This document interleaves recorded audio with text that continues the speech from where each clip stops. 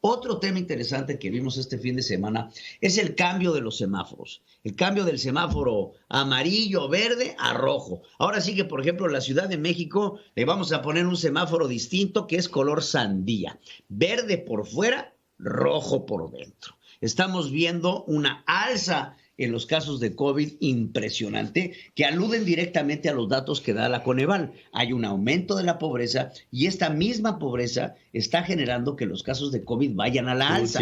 ¿Por qué? Porque la gente pobre que tiene que salir a trabajar, que no se puede dar el lujo de quedarse en casa, o inclusive el lujo de andar con cubrebocas, o inclusive el lujo de poderse ir a vacunar. Entonces todo esto afecta a la pandemia que estamos sufriendo en México, porque una pandemia con pobreza es mucho más complicada de poder atacar que una pandemia que se controla con una clase media responsable y que tiene capacidades para cuidarse, que la pandemia en la pobreza no tiene esas mismas capacidades. Entonces todo esto afecta el devenir de la pandemia mexicana. Entonces hay muchos temas que se tienen que analizar ahora que está el presidente de la República nuevamente viendo las consecuencias de sus propios actos en el manejo de la pandemia. Y recuerdo la pregunta que hacía el presidente: ¿qué hubiera pasado si nosotros no hubiéramos ganado? Pues, ¿qué hubiera pasado? Pues puede ser que esto... Fíjense lo que dijo, ¿eh? Ahora, ¿Qué hubiera pasado si yo no hubiera ganado la presidencia de México con el COVID?